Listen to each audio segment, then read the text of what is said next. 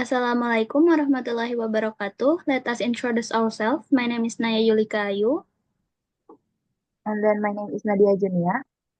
And the two of us here are going to record a dialogue from the title of The Lightning Rod Man. A mountain cottage. Jakaria stands smoking upon his hearthstone, listening contentedly as scattered bolts of lightning boom overhead and crash down among the valleys. Every bolt followed by zigzag irradiation, and swift slants of sharp rain, which audibly ring, like a charge of spear points, on his low singled roof. After a few moments his meditation is interrupted by a knock at the door. Who's there? No answer. Only another telephone knock, like the Undertaker quater. He opens the door, revealing the lightning roadman, a lean, gloomy figure. His hair is dark and lank, neatly streaked over his brow. His sunken pupils of eyes are ringed by indigo halos, and flame with an innocuous sort of lightning. The gleam without the bolt. The whole man is dripping. He carries in his hand a strange-looking walking stick. Good day, sir. Good day. A fine thunderstorm. Fine. Awful. You're soaking wet. Come in. Thank you. Stand over here, by the fire. Not for the world. The lightning roadman plants himself precisely in the center of the cottage. Still dripping, he stands in a puddle on the bare oak floor, his strange walking stick resting vertically at his side.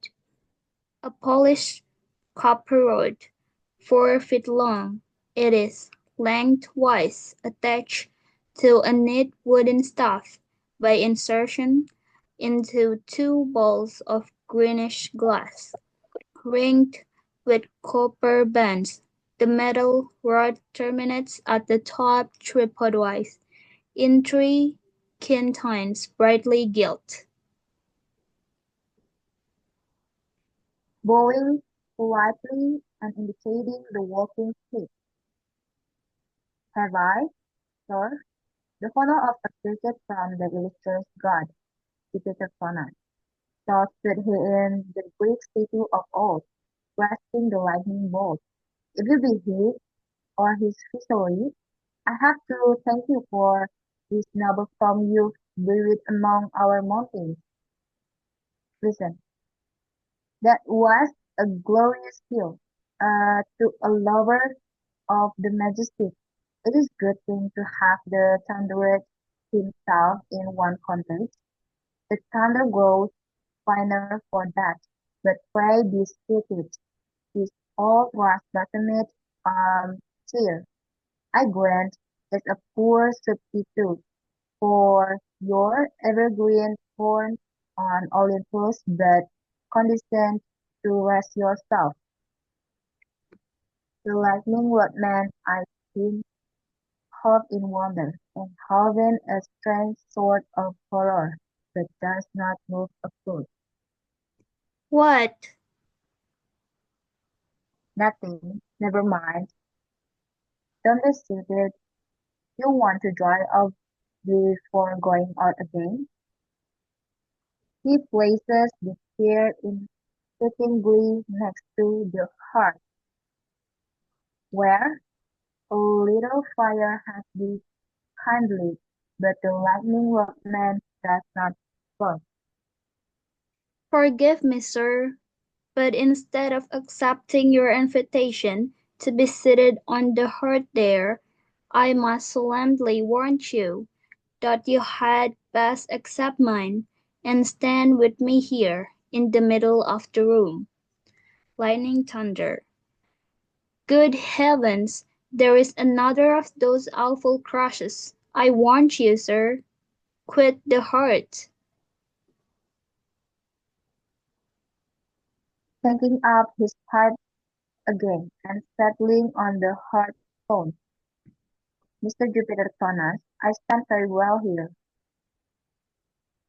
Are you so horridly ignorant as not to know that by far the most dangerous part of a house during such a terrific tempest as this is the fireplace? In full, thoroughly stepping you upon the first board next to the stones. Nay, I didn't know that. With this, the lightning workman assumed such a smooth and unpleasant air of successful admonition that quiet involuntarily again. Victoria stepped back upon the hearth, and threw himself into the most erect, calmest posture he can command. For heaven's sake, for heaven's sake, get off the hearth!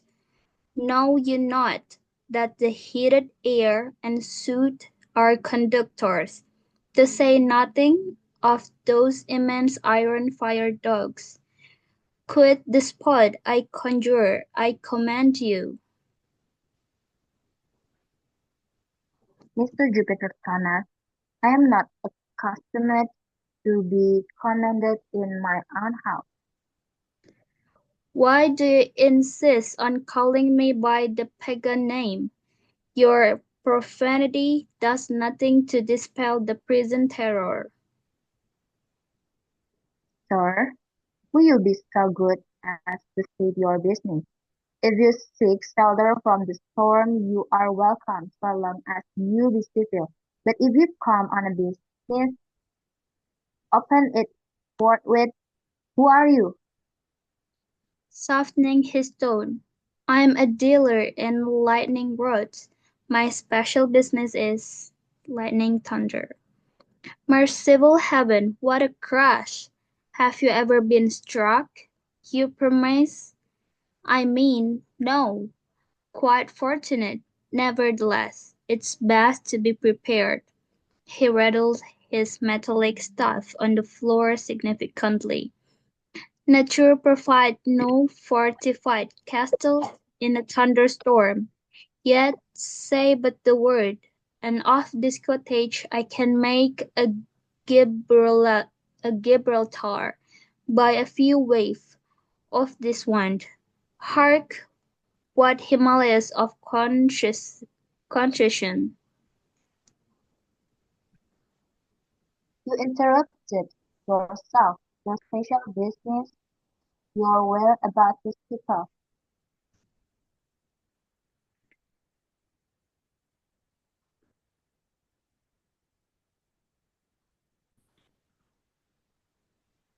My special business is to travel the country for orders for lightning rods. This is my specimen rod. I have the best reference in Craigen last month. I put up 23 rods on only 5 buildings. Wasn't it at Cleveland last week, Saturday? I believe that the steeple, the big elm, and the ensemble room cupola were all struck. Any of your roads there? Not on the tree and cupola, but the steeple, yes. What use is your road, then? Of what use? Why, sir, it can mean the difference between life and death. Unfortunately, my workman was careless. In fitting the rod to the top of the steeple, he allowed a part of the metal to graze the thin setting. Hence the accident, not my fault, but his. Hark! That clap burst quiet loud enough to be heard without finger pointing. Thank you.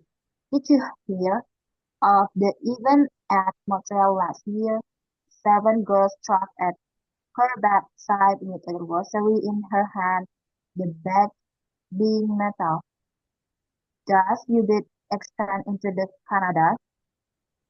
No, and I hear that their iron rods only are in use. They should have mine, which are copper. Iron is easily fused. Then they draw out the rod so slender that it has not body enough to conduct the full electric current. The metal melts, the building is destroyed. My copper rods never act so. The Canadians are fools.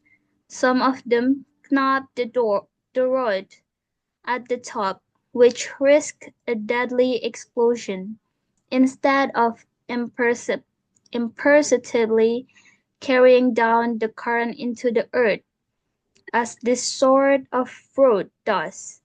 Mine is the only true rod. Look at it, only $1 a foot. This abuse of your own calling is another might make one distrustful with respect to yourself. Hark! The thunder becomes less muttering. It is nearing us, and nearing the earth, too. Hark! One cramped crash, all the vibration made one by nearness. Another flash. Hold! He suddenly leans intently forward toward the window, with his right fore and middle fingers on his left wrist. Crash! Only 3 pulses less than a third of a mile off yonder, somewhere in that wood. I passed 3 stricken oaks there, whipped out new and glittering. The oak draws lightning more than other timber, having iron in solution in its sap. Your floor here seems oak. Heard of oak. From the peculiar time of your calling, I suppose you purposely select stormy weather for your journey. When the thunder is blowing, you dim it, an hour peculiarly suited to producing impressions favorable to your trade. Hark! Awful! Yes, it's terrible. Perhaps we should huddle together for safety. Mock, if you must. But when one has witnessed, as I have, the terrible death and destruction that can be brought by Mother Nature, one learns to trade with care.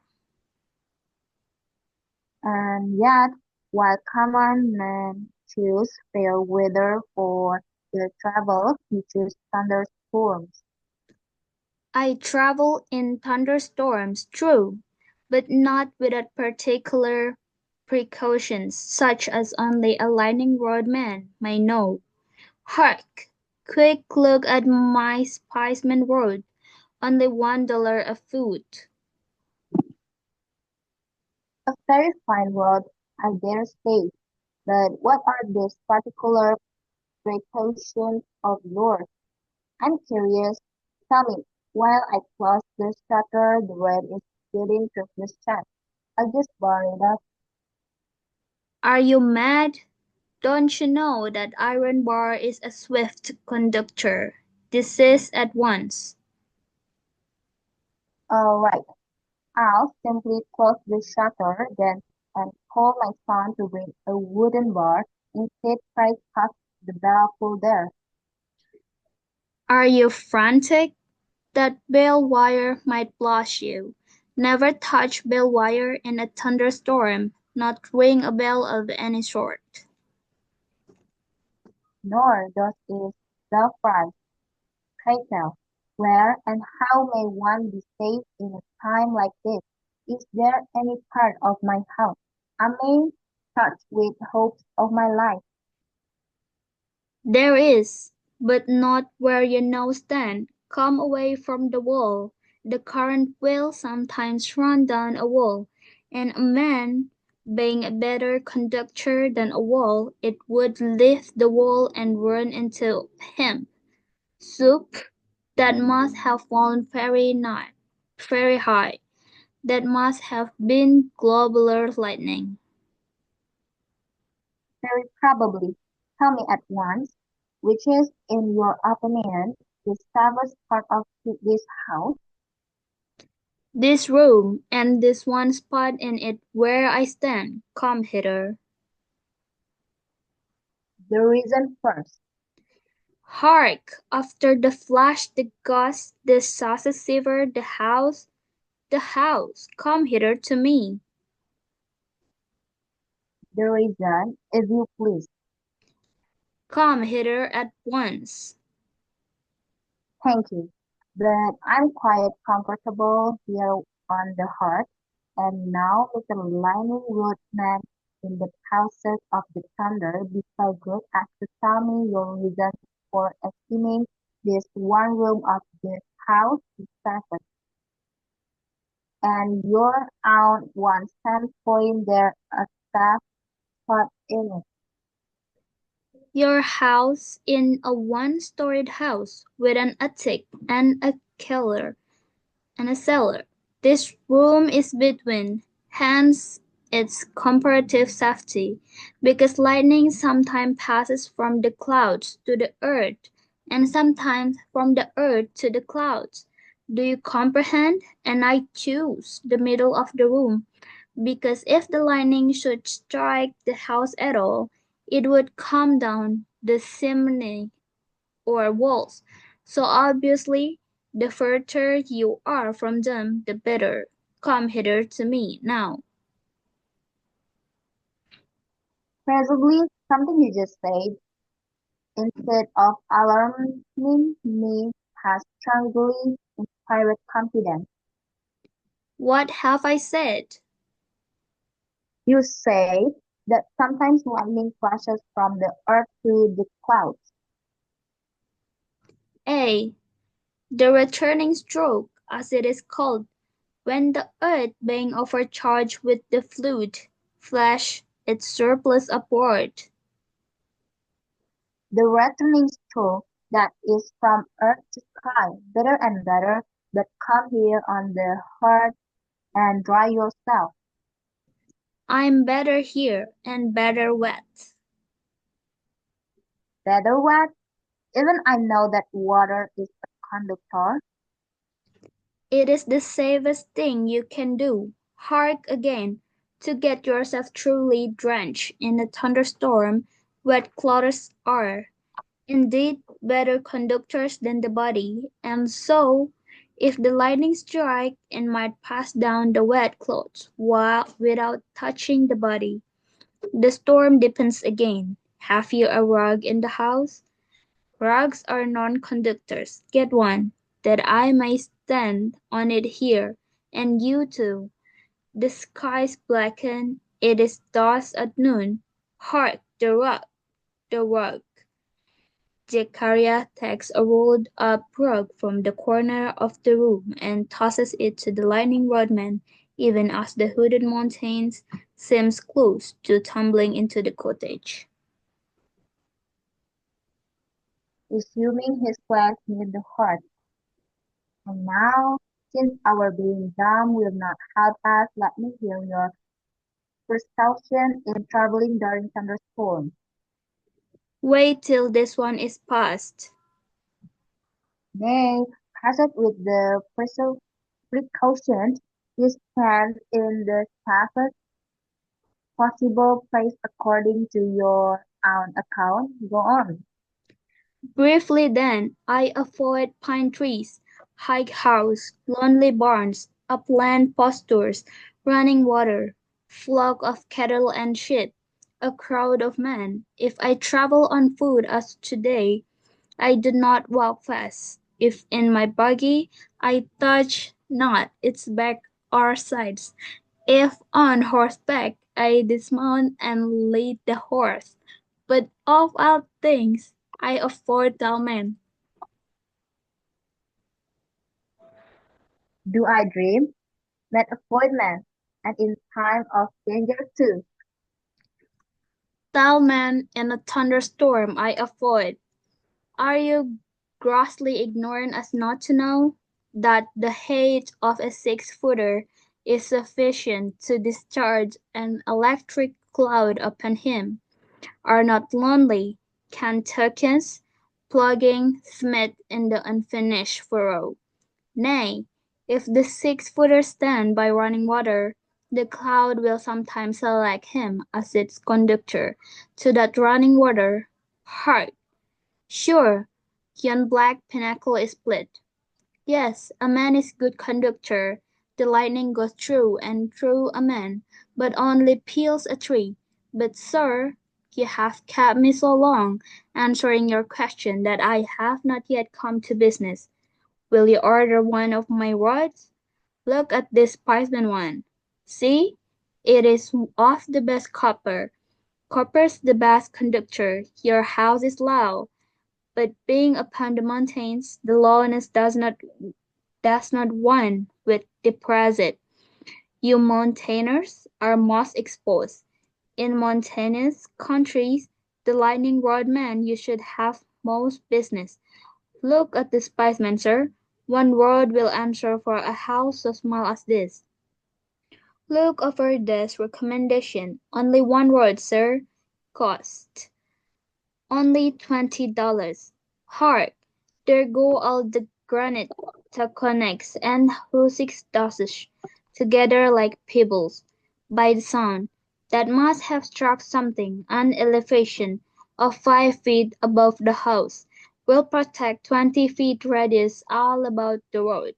Only $20, sir. $1 a foot. Hark! Grateful. Will you order? Will you buy? Shall I put down your name? Think of being a heap of charred offal, like a haltered horse burnt in his stall, and all in one flash.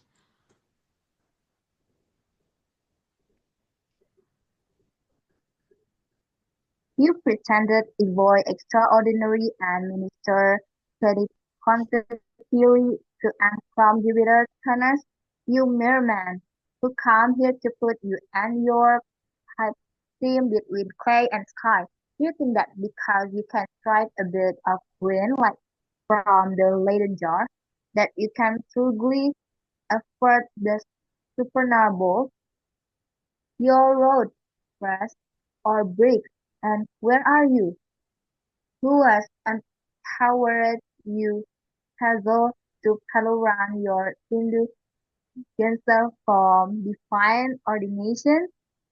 The hairs of our head are numbered, and the days of our lives in thunder as in sunshine. I stand and is in the hands of my God. Calls regulatory away. See, the squall of the storm is well back. The house is unharmed, and in the blue heavens I read in the rainbow that the deity will not also cause make war or man earth. His face blackening. Impious wretch! Do you think your ignorance will protect you? Your fairy tales! The lightning rod man springs upon the Zechariah, brandishing his three-forked rod. I will publish your infidel nations. You'll be the laughing stock of. Zechariah seized the lightning rod and snapped it in two. My rod, what have you done to my? Zechariah drags the lightning rod man, kicking and screaming, out of the door, and returning, flings his copper sceptre after him. As he takes his place once more upon the hearth, there is a sudden flash of lightning, followed by a deafening roar. Zechariah hesitates, then moves to the center of the room. Okay, so that's all from us. Thank you for your attention. Wassalamualaikum warahmatullahi wabarakatuh.